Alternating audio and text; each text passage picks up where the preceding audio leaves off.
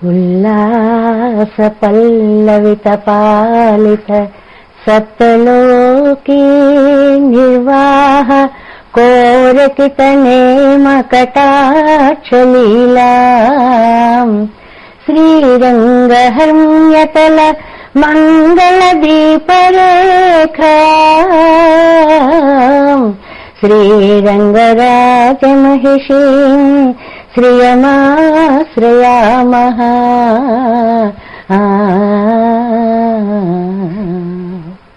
ప్రియ భగవద్బంధువులారా, ఆండాళ్ తల్లి భూదేవి యొక్క అంశగా ఈ లోకంలో అవతరించినటువంటి తల్లి. అటు శ్రీదేవి, ఇటు భూదేవి తనకు పత్నులుగా కలిగినటువంటి శ్రీమన్నారాయణుడు ఎంత భారాన్నైనా భరించగలుగుతున్నాడు, ఎలాంటి కోరికలనైనా తీర్చగలుగుతున్నాడు అంటే ఈ ఇద్దరి యొక్క సహకారం వల్లనే అని మనకి పురుషకార స్వరూపిణి అయినటువంటి అమ్మ యొక్క స్వభావాన్ని, ఆ ఓర్పుని, రెండు గుణాలని కూడా పెద్దలందరూ కూడా చక్కగా వర్ణిస్తూ వచ్చారు. వేదాంత దేశికులు ఈ గోదాదేవి యొక్క మహిమాన్వితమైనటువంటి అవతారాన్ని, ఆవిడ సమర్పించిన పామాల పాసురముల మాలలో ఉండేటువంటి అంతరార్థాలని, పూమాల పువ్వులతో సమర్పించినటువంటి అనుభవించి ఇచ్చినటువంటి ఆ ముక్త మాల్యదగా ఇచ్చినటువంటి ఆ మాలలోని వైశిష్ట్యాన్ని మనకి అనేక శ్లోకాలలో అనేక భావాలతో రసరమ్యంగా అందించారు అన్న విషయం మనం రోజు తెలుసుకుంటూ ఉన్నాము. ఇవాళ మనం 16వ శ్లోకంలోకి ప్రవేశిస్తున్నాము. 16వ శ్లోకం అనగానే ఇక్కడ స్వయంవరం యొక్క ఒక వైశిష్ట్యాన్ని వేదాంత దేశికులు అందిస్తున్నారు. స్వయంగా వరించడం అనేటువంటి పద్ధతి ఒకటి పూర్వకాలం నుంచి వస్తున్నటువంటిదే. ఇవాళ పేర్లు మారచ్చు గాని వధూవరులు ఒకరినొకరు ఇష్టపడి వారంతట వారే చేసుకోవడము అనేటువంటి దానికి ఈ స్వయంవరం అనేటువంటిది ప్రాతిపదికగా అప్పటి నుంచి కూడా ఉంది అని.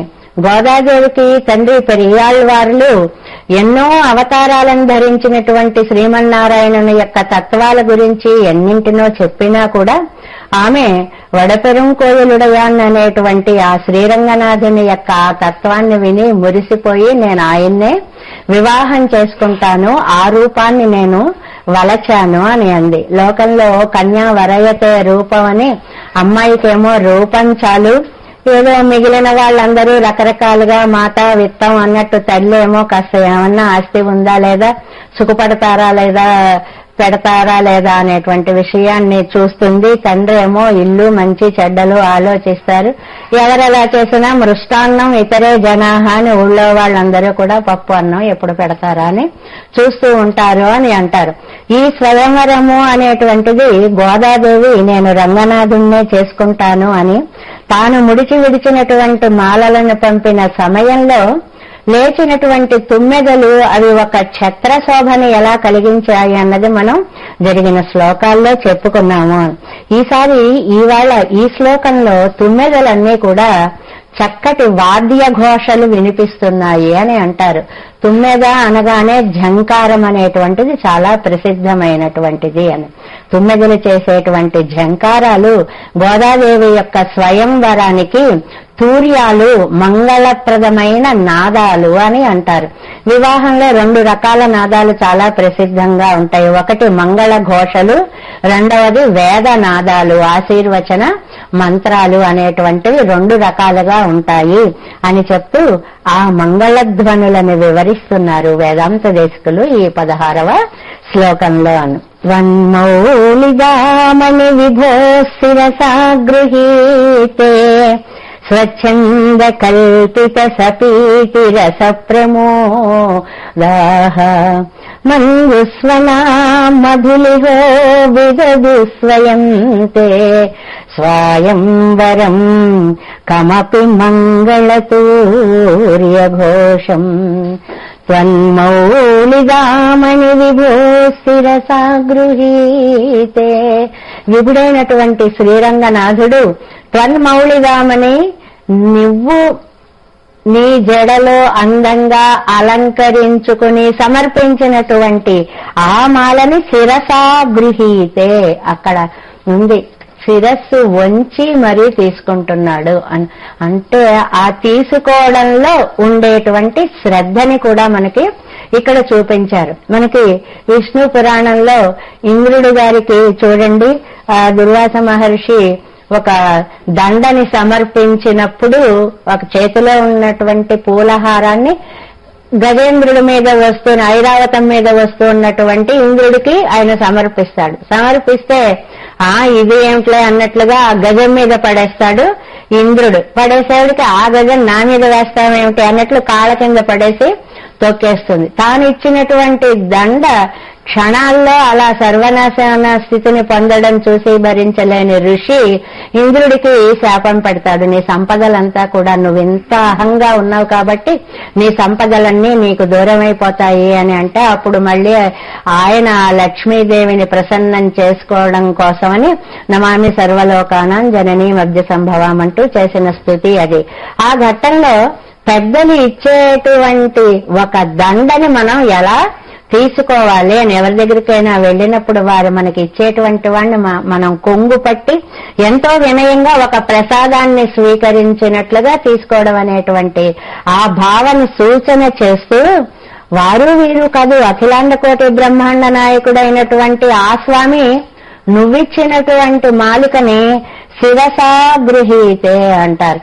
తల వంచి మెళ్ళ చక్కగా వేయించుకున్నాడు అనేటువంటిది. అంటే ఆ శ్రద్ధ, ఆ మాల పట్ల ఉండేటువంటి ప్రేమ, మనిషి పట్ల ఉండేటువంటి ప్రేమకు నిదర్శనంగా ఉంది ఆ తీసుకునే పద్ధతి అనేటువంటి దాన్ని వర్ణిస్తూ, స్వచ్ఛంద కల్పిత సతీతి రసప్రమోదాః మంజుస్వనాః మధులిహ విదదుః స్వయంతే.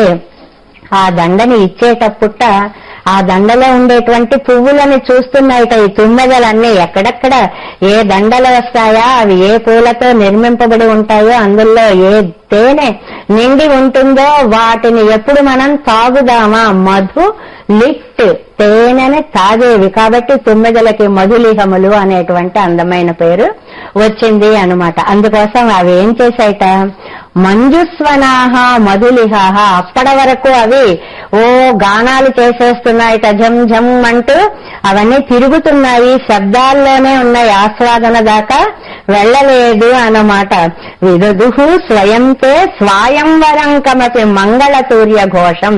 అప్పుడు అవి ఆ తేనెని కడుపార తాగేసేట ఇంకా అప్పుడు పాటలు పాడడం మొదలు పెట్టాయిట. స్వయంవరం కమపి మంగళ సూర్య ఘోషం అంటారు. కమపి అంటే అవ్యక్త మధురమైనటువంటి, చెప్పలేని అని. అంటే అవన్నీ ఒక్కసారి ఎన్ని తుమ్మెదలున్నాయో మనం క్రిందటి శ్లోకాల్లో చెప్పుకున్నాం. ఒకదాన్ని ఒకటి ఒరిసి ఎగిరిపోతూ ఆ ముందువి ఎప్పుడు తాగి వస్తాయా, తర్వాత మనం వెడదాము అని చెప్పి అవి కూడా అక్కడ పెద్ద వెయిటింగ్ లిస్ట్ లో ఉన్నట్లుగా కూర్చుని ఎదురు చూస్తూ ఉన్నాయి అన్నమాట. అలాంటి తుమ్మెదలు ఒక్కసారిగా ఈ తూర్య మంగళ ఘోషలు చేసేటువంటి ఒక అద్భుతమైనటువంటి పాత్ర తాము తీసుకుని భజంత్రీలు అనగానే వినపడేటువంటి శబ్దాలు లాగా తుమ్మెదలన్నీ జంకారాలు చేయడం మొదలు పెట్టాయి. ఎందువల్లంటేట అవి ఆ పుష్పాల్లో ఉండేటువంటి మధువుని ఆస్వాదించిన తరువాత, అమ్ము ఇది ఇంత తీయగా ఉంది, మనం ఒక్కళ్ళమే ఆనందించేస్తే ఎలాగా, ఈ ఆనందానుభవాన్ని మనం లోకం అందరికీ చెప్పాలి అనుకున్నాయట. ఎందుకంటే ఏకహ స్వాదు నభుంజేత, కొన్ని పనులు ఒక్కొక్కళ్లే చేయకూడదు అని మనకి శాస్త్రం చెప్తుంది. ఏమిటంటే మధుర పదార్థం ఉంటే ఎప్పుడూ ఒక్కళ్ళం చేయకూడదు. ఇది మనకి వేదం ఇచ్చినటువంటి సందేశం అన్నమాట. ఏది చేసుకున్నా సరే కొంత పక్కకి తీసిపెట్టి మనం తినాలి అంటారు. ఎందుకంటే ఎవరో ఒకరు వస్తే వాళ్ళకి దాన్ని రుచి చూపించి పరులకి పెట్టి తినిన ఆనందం మనం ఎప్పుడూ కూడా పొందాలి. నైక సుత్తేషు జాగృయాత్, అందరూ పడుకుని ఉంటే ఒక్కళ్ళం మెలకుగా ఉండకూడదు. అలా ఉన్నాము అని గుర్తింపబడినప్పుడు ఏదైనా జరగకూడనివి జరిగితే మన మీదకు వచ్చేటువంటి ప్రమాదాలు కొన్ని ఉంటాయి అని ఇలాగా కొన్ని జాగ్రత్తల కోసం కొన్ని పనులు అందరూ ఏ మార్గంలో వెడితే అందులోనే మనం వెళ్ళాలి అని ఇలా కొన్ని వేదమాత దగ్గర నుంచి సూక్తుల దగ్గర నుంచి సుమతి శతకాల లాంటి వాటి దాకా మనకి మన సాహిత్యం అంతా కూడా ఎన్నో మంచి మంచి విషయాలని చాటి చెప్పిందనమాట. అందువల్ల మధుర పదార్థం ఒక్కళ్ళు తినకూడదు కాబట్టి కొంత ఎవరికో పెట్టడం కోసం తీసినట్లుగా ఈ తుమ్మెదలన్నీ కూడా తాము ఈ అమృతాన్ని ఆస్వాదించేసిన తరువాత ఈ వైభవాన్ని లోకానికంతటికి చాటి వేయాలి, ఈ తీపిని గురించి చెప్పాలి అనుకున్నట్లుగా జమ్ అంటూ ఒక్కసారి ఎగిరాయట. అవి ఎగిరేటప్పటికీ అవి అద్భుతమైనటువంటి మంగళధ్వనులు చేస్తున్నట్లుగా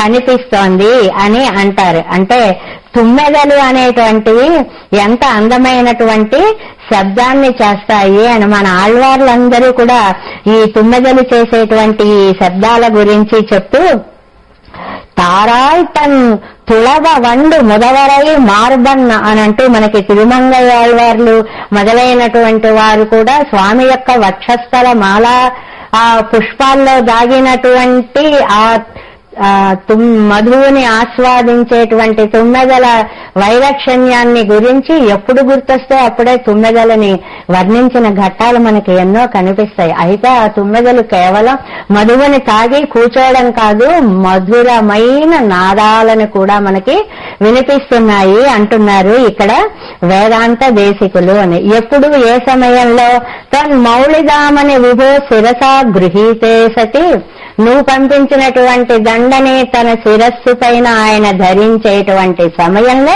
స్వచ్ఛంద కల్పిత సపీతి రస ప్రమోదాహ, అంత తీయగా ఉండేటువంటి ఆ రసముని తాగి మోదము కాదు ప్రమోదము అంటారు వేదాంత దేశికులు. ఏంటి అంత తేడా ఉంటుందా ఒక్కొక్క అక్షరానికి అంటే ఆ భాషలో మనం ఉపయోగించేటువంటిది. ఇప్పుడు మనకి ప్రియమైన వస్తువు అండి అని అంటాం. ఏమిటి అంటే ఇష్ట వస్తు సందర్శనం, అది ఏదైనా మనకు బాగుంటుంది అన్నది చూసినప్పుడు ఆహా చాలా బాగుంది అనిపిస్తుంది, దాన్ని ప్రియమని వాడతాం. మోదం అంటే భగవత్ స్వరూపాన్ని దర్శించినప్పుడు, అంటే అంతకంటే కొంచెం ఉత్తమమైనటువంటి ఆనంద స్థితిని మనం ఆ సుఖాన్ని మోదం అంటాం. అంతకంటే ఉత్తమమైనటువంటి ఆనందం అయితే దాన్ని ప్రమోదము అంటాం. అంటే మనకి లభించినటువంటి నిధిని మనం అనుభవించే వేళ పొందేటువంటి ఆనందానికి ప్రమోదము అనేటువంటి పేరు. మరి ఆనందము అంటే ఆ సుఖం ఉన్మస్తకమైనటువంటి స్థితి అయితేనే ఆనందం.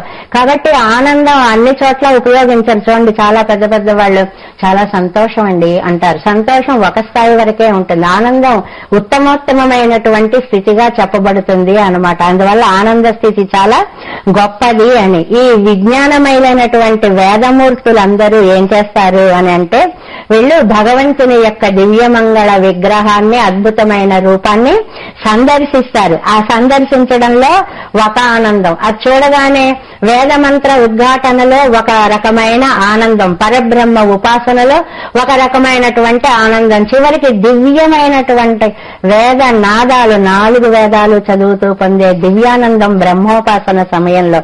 అలాగే ఇక్కడ కూడా ఒకవైపు మంగళ ధ్వానాలు వినిపిస్తూ ఉంటాయి వివాహంలో, ఒకవైపు వేద నాదాలు పండితోత్తములందరూ కూడా మంత్రాలతోటి ఆశీర్వదిస్తూ ఉంటారు. ఈ రెండిటి సమ్మేళన మధ్యలో వైవాహిక ప్రక్రియ జరుగుతుంది అనేటువంటి అక్కడ కనిపించేటువంటి ఒక అద్భుత ఘట్టాన్ని మనకి వేదాంత దేశికులు ఇక్కడికి తీసుకొని వచ్చి అందులో ఆనందంగా తినడం వల్ల ఆ అత్యున్నత సుఖాన్ని పొందిన స్థితి కూడా మనకు వివాహాల్లో కనిపిస్తూ ఉంటుంది, విందు భోజనాలలో వాటిల్లో. అలాంటి అందమైనటువంటి ఒక దృశ్యాన్ని మన కనుల ముందు నిలిపి ఇవన్నీ తుమ్మెదలు అనేటువంటి వాటి ద్వారా స్ఫురింప చేశారు.